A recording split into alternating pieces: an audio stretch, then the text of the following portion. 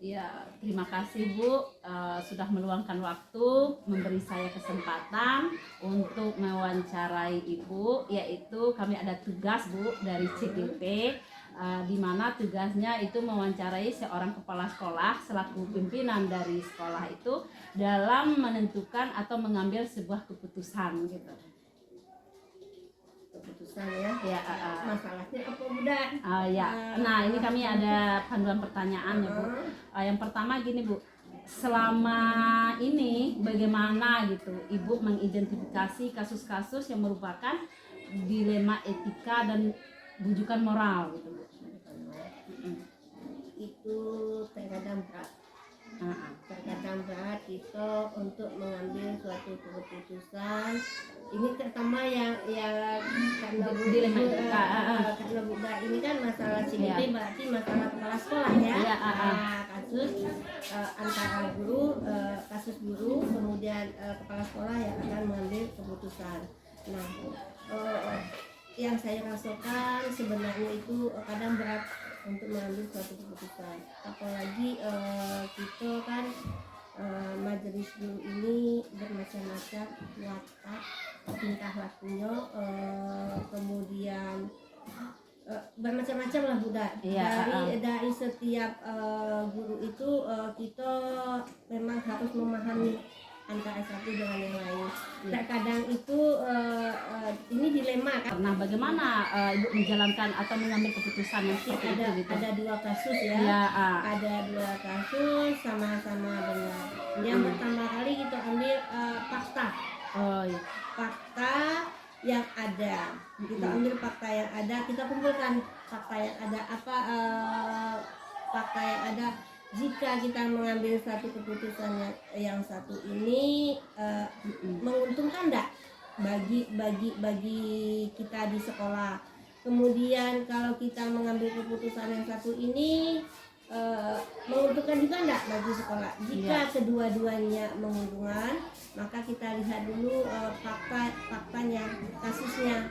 Mana yang lebih utama, yang utama yang kita utamakan, mana yang lebih utama untuk kemajuan sekolahan kita. Jika kasus tersebut kedua-duanya itu sama-sama benar, berarti kita lihat lagi masalahnya, kemudian duduk bersama mana yang paling dominan. Paling dominan itu paling besar ininya keuntungannya bagi sekolah kita, walaupun kedua-duanya benar. Nah, kemudian terima kasih Bu ya tadi jawabannya. Kemudian yang nomor 3, nah langkah-langkah atau prosedur seperti apa nih gini yang biasa Ibu lakukan selama ini gitu?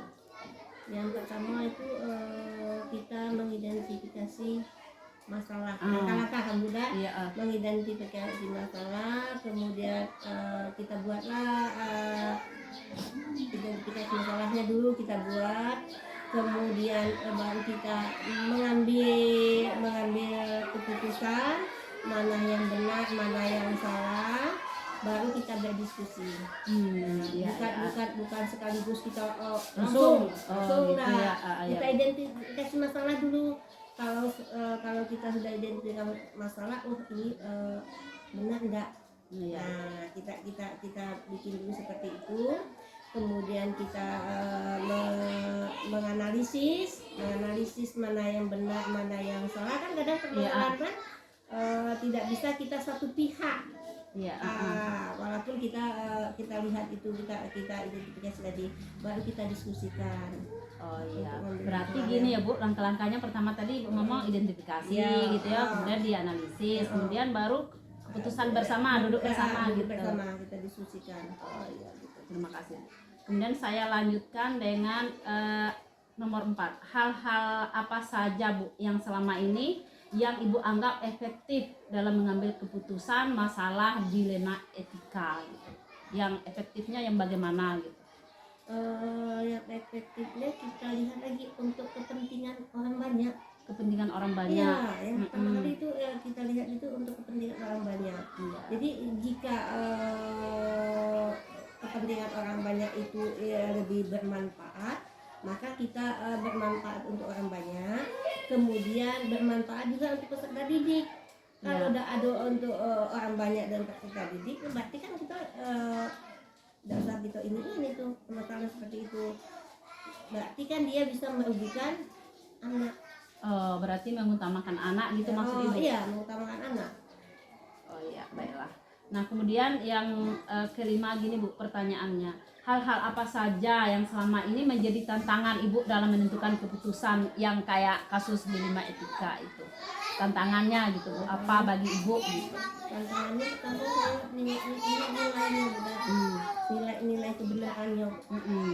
Karena kan setiap kepala sekolah itu pasti mempunyai suatu tantangan.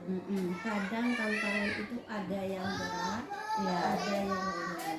Jadi kadang tuh kepala sekolah ini boleh bertanya lah, berkemungkinan besar tuh kepala sekolah mempunyai perasaan tuh, ada perasaan sedih kadang, ada perasaan rasa geram.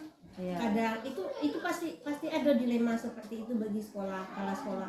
Karena ini kan berkaitan dengan guru dan berkaitan dengan guru. Berarti yang harus kita lihat itu berarti nilainya itu dulu.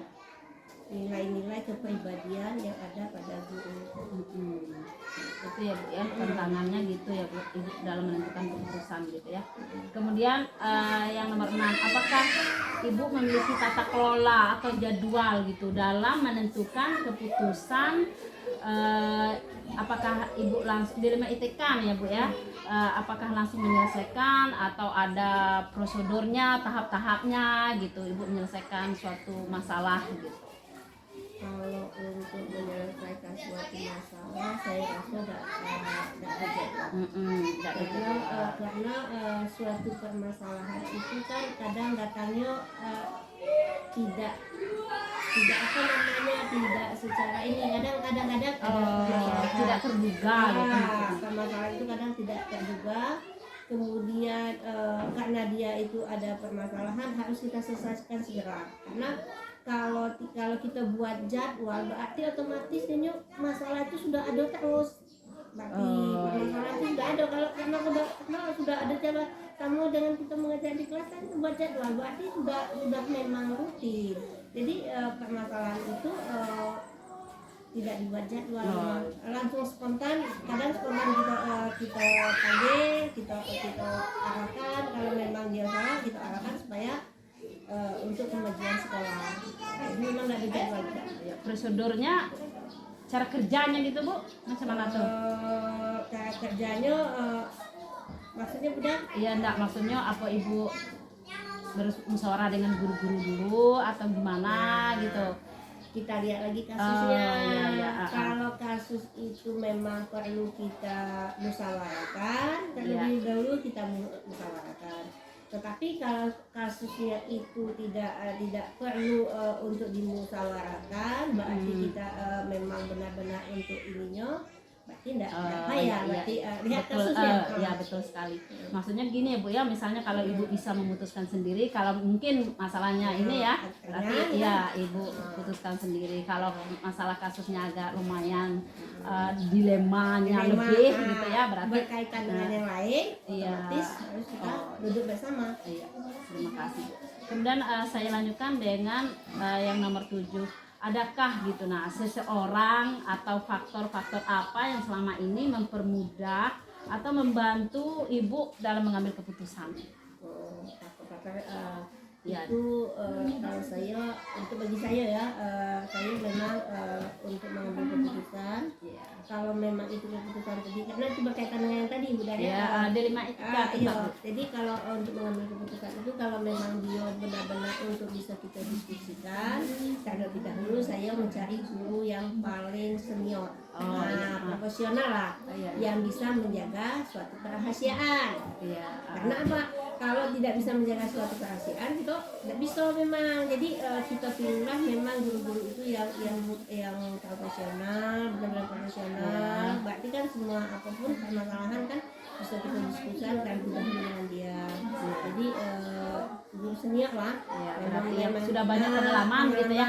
Pengalamannya sudah ada. Jadi kita duduk dengan dia, apakah kalau pendapat dia kayak mana kalau kasus ini saya seperti ini kan, bagaimana pendapat. Jadi sharing lah terlebih dahulu. Oh ya, sering berarti ibu punya gitu guru senior lah ya gitu ya, untuk mempermudah. Kadang ada masalah dilema etika ini memang agak dilema gitu ya, yang benar lawan benar ya, memang dilema benar lawan benar, jadi kita agak susah menentukan gitu dalam pengambilan keputusan.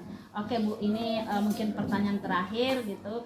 Jadi dari semua hal yang telah Ibu sampaikan tadi, nah pembelajaran apa yang dapat Ibu petik dari pengalaman Ibu dalam mengambil keputusan dilema etika tadi?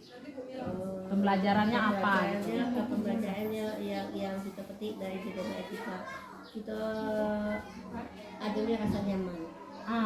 Yang paling penting itu kenyamanan. Iya. Kalau sudah nyaman itu berarti kan untuk semuanya pasti nyaman semua. Jadi manfaatnya juga ada, misalnya kenyamanan bagi kita selaku kepala sekolah, bagi guru-guru.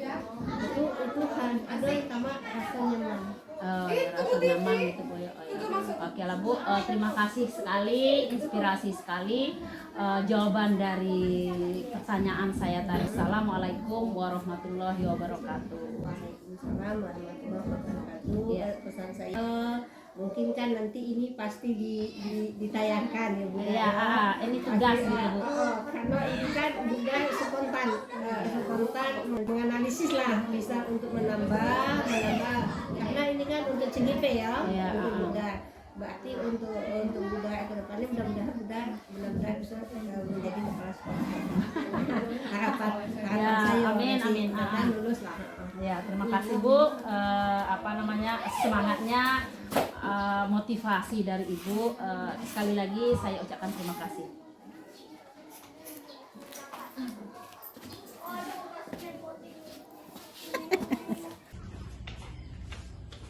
Assalamualaikum warahmatullahi wabarakatuh. Waalaikumsalam warahmatullahi taala wabarakatuh.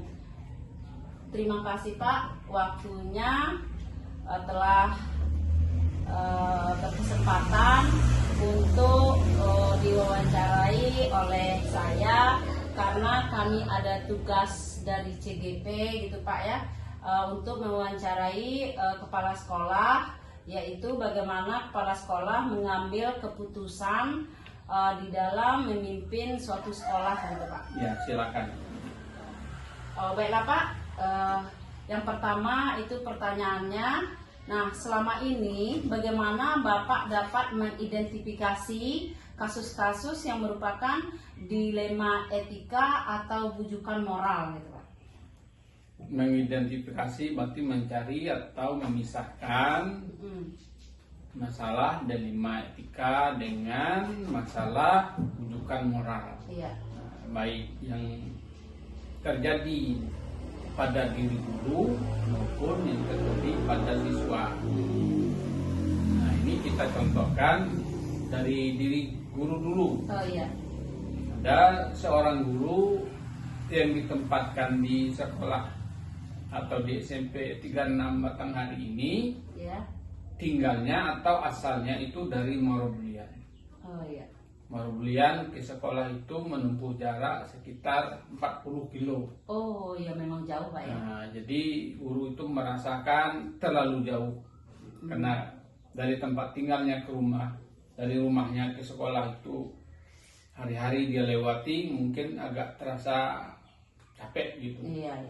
Oleh sebab itu guru itu mengajukan pindah. Nah, selama pengajuan pindah, guru itu sering tidak masuk. Nah, padahal sesuai dengan apa yang sudah guru tersebut lakukan sebagai syarat kelulusan dia mengikuti tes pada tahun 2019 kemarin, harus membuat pernyataan bersedia ditempatkan di sekolah dan tidak pindah selama 10 tahun.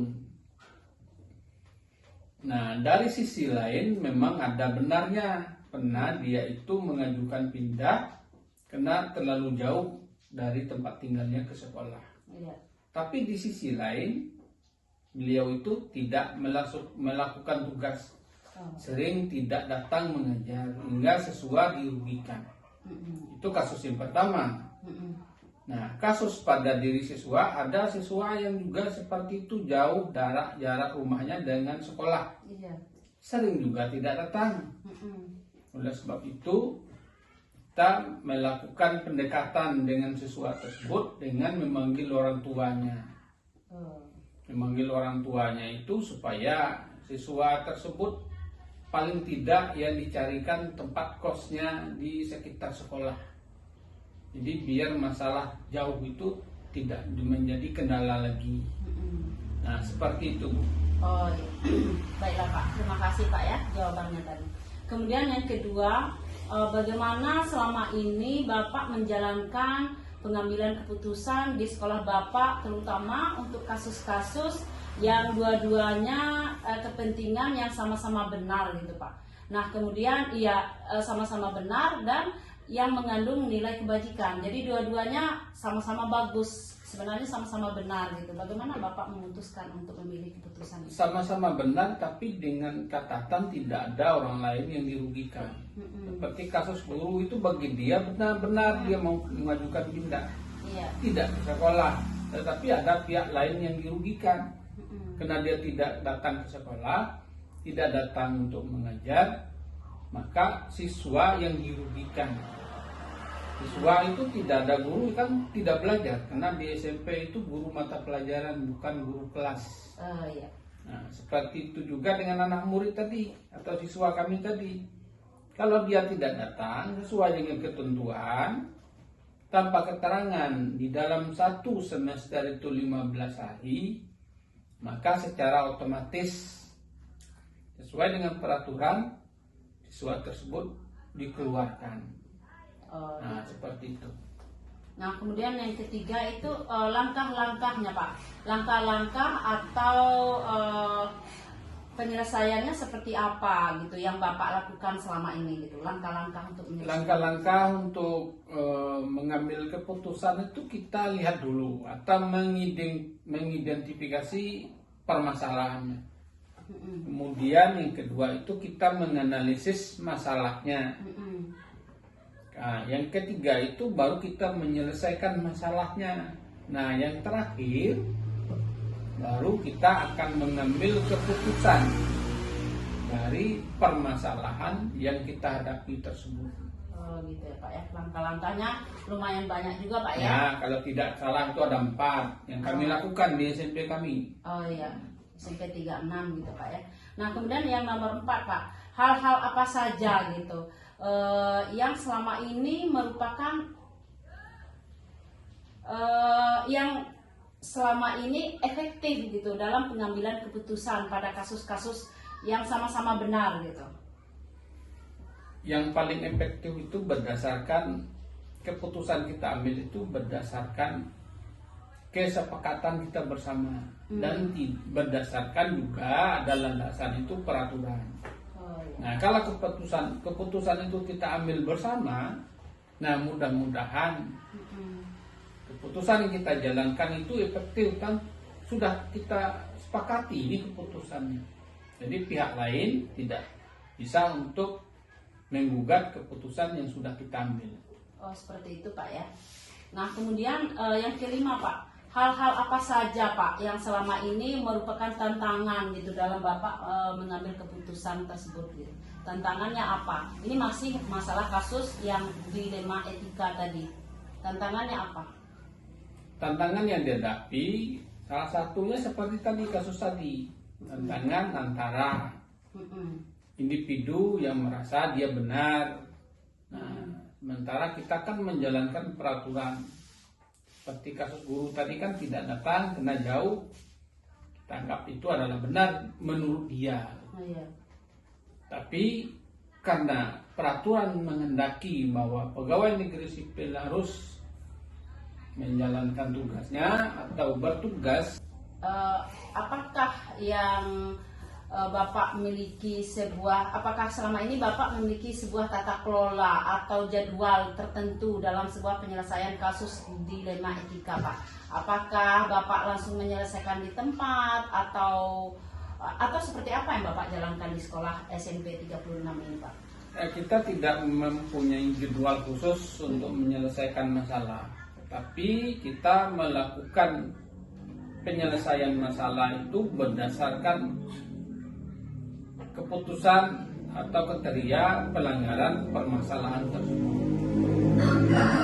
Jadi kalau dia sudah melanggar sekian kali, maka kita panggil dia tersebut untuk mengingatkan bahwa dia sudah melakukan pelanggaran di bidang kedisiplinan pegawai negeri sipil. Iya. Jadi tidak ada agenda khusus, tidak ada, atau tidak di tempat. Memang kita panggilkan suatu tempat untuk kita beritahukan tentang kesalahan atau kekeliruan yang dilakukannya tentang menjalankan tugas tersebut. Iya. Kemudian apakah ada gitu Pak seseorang atau faktor-faktor gitu apa yang selama ini mempermudah Bapak dalam menentukan keputusan, yaitu masih dalam kasus-kasus dilema etika yang sama-sama benar, Pak? Bagaimana gitu, Pak? Faktor-faktornya gitu, atau ada orang yang membantu Bapak gitu untuk menentukan keputusan tersebut? Yang membantu kita sebagai garis besarnya tetap peraturan. Jadi tidak ada orang-orang lain yang membantu kita berpegang teguh terhadap peraturan. Nah, peraturan yang kita jalankan, walaupun peraturan tersebut menyakitkan bagi salah satu pihak, tetapi karena peraturan itu harus kita jalankan, tetap kita jalankan. Baik kepada orang guru, baik sebagai siswa, semuanya peraturan harus kita tegakkan. Kalau untuk siswa misalnya, itu kan ditempelkan di dinding peraturan sekolah, ada semuanya, termasuk di dalam sana ada visi misi sekolah, kemudian ada peraturannya, nah kemudian ada sanksinya. Ya seperti itu Pak ya. Oke, kita ini sudah sampai ke penghujung pertanyaan Pak. Ya. Yang nomor 8 yaitu dari semua hal yang telah disampaikan, pembelajaran apa yang dapat Bapak petik gitu dalam mengambil keputusan tentang kasus dilema etika tadi? Keputusan yang penting diambil adalah satu pihak tidak dirugikan dan satu pihak tidak diuntungkan. Iya. Nah, kita mengambil keputusan itu adalah bagaimana kita sebutkan tadi adalah berdasarkan peraturan. Jadi tidak ada satu pihak yang dirugikan dan tidak ada juga satu pihak yang diuntungkan dengan kebijakan yang kita ambil. Pokoknya kita harus berdasarkan kepada peraturan yang berlaku tentang ASN. ASN itu kemudian mungkin lebih mementingkan kepentingan siswa gitu Ya, Kepentingan pada sekolah. Sekolah itu kan ada lingkungan sekolah itu kan ada siswa, ada guru, ada masyarakat atau komite. Nah, kalau guru tidak datang, tentu anak-anak itu akan melaporkan dengan orang tuanya. Kami hari ini tidak belajar. Iya. Nah, jadi orang tua itu kan komite, maka orang tua itu akan datang ke sekolah misalnya. Nah, begitu juga kita dengan siswa. Kalau ada siswa yang sudah melanggar peraturan, kita surati orang tuanya. Ya. Mudah-mudahan orang tua itu bisa datang ke sekolah, kita selesaikan permasalahannya. Seperti itu.